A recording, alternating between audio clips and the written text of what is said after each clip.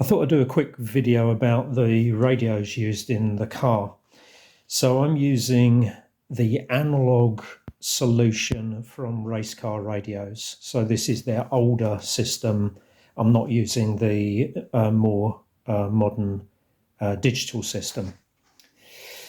This system is based around a Ofcom licensing scheme, and it's called Business Radio Simple UK License. So you need a license to operate these radios. You don't need to pass any exams, so you can just pay for the license. It's £75 from the Ofcom site. So there's lots of licenses on the Ofcom site. So just to be clear, it's the Business Radio Simple UK license that you need. The frequencies that you can use with this license are those as shown here. Now, the race car radio system is programmed with all of these frequencies actually, but the first batch of frequencies are the UHF ones, and I think they're the ones that are most widely used because you can operate with a much shorter antenna on the top of the car and on the pit radio, as opposed to, as you go down in lower and lower frequencies, you need a bigger and bigger antenna. So these are the ones you want to concentrate on. Now, there are 7 frequencies, but what you'll find is there are 35 channels programmed into the radios. So how is that possible? Well, it uses a system called CTCSS, and I can't remember what the acronym stands for, but basically what it means is that you can have multiple people sharing a frequency, but if they all use CTCSS, the CTCSS system, they will only hear the messages associated with their pair of radios. Now, the way it works is the radio's got a system called squelch. Squelch is just a way of killing the sort of static noise, so that you only hear audio when the signal level comes up and the radio recognizes it as being a transmitted audio signal. So I can show you this on my other. Here's another Baofeng.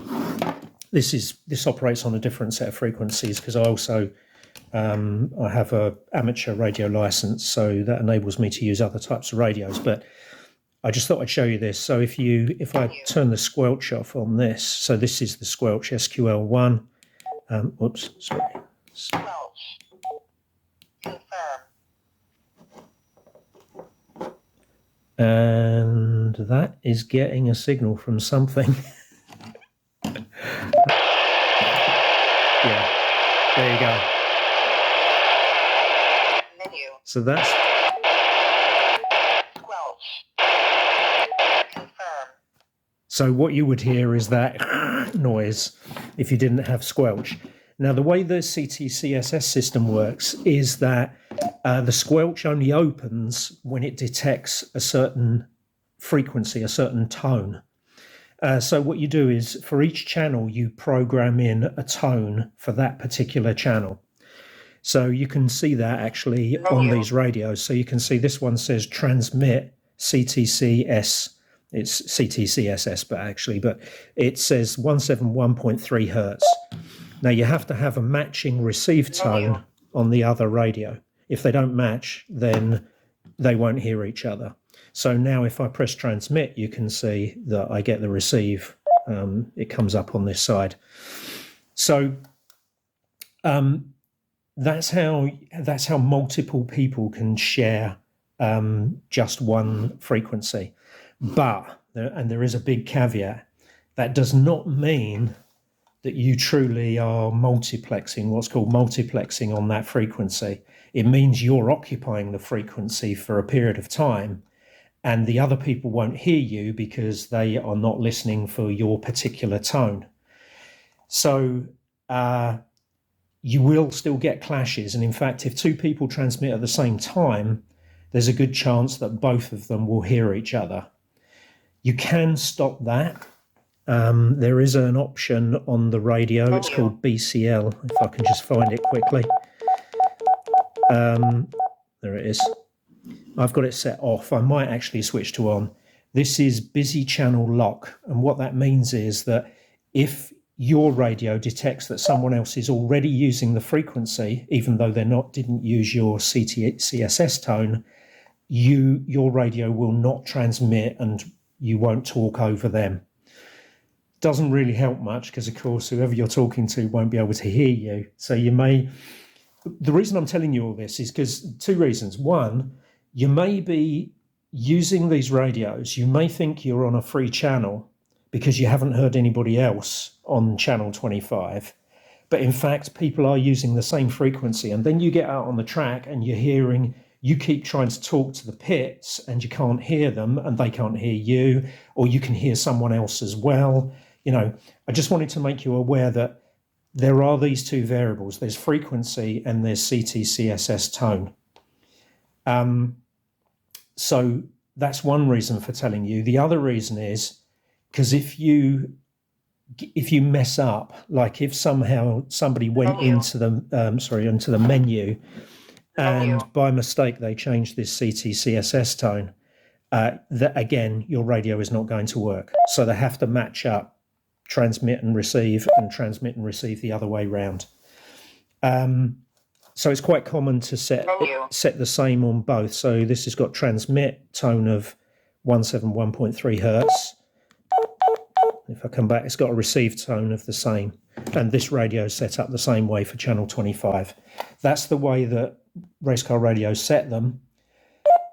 If you got really adventurous, you can try and program it yourself. You'll need a cable like this, and you'll need a package called Chirp. But if I was you, I wouldn't go anywhere near it. I'm not telling you this stuff so that you can try and program your own radios. I'm telling you so that if it all goes wrong when you're at the track, you stand a chance of understanding that there are these two variables of frequency and CTCSS tone. The other thing I wanted to mention was, you see that I've got both channels A and B. So there's an A channel and a B channel, and I can switch between the two. I've got both of them. Got a bit of reflection there. I've got both of them set up to channel 25. The reason I'm telling you that is for two purposes. One, if someone hits that button by mistake, and let's say this was channel 33 or something, suddenly, if you were in the pits, you hit with this radio, you're in the pits, you mistakenly, you had this set to channel 32, let's say, okay, and you're talking to the race car, the car on channel 25, and then by mistake you hit that button, and now suddenly you're on channel 32. That's going to mess you up. So the other thing is actually that the top button transmits on channel A, and the bottom push to talk button transmits on channel B. Hopefully you can see that. I can just get that to focus. So you watch, I press the top one, it's on channel A, I press the bottom one, it's on channel B.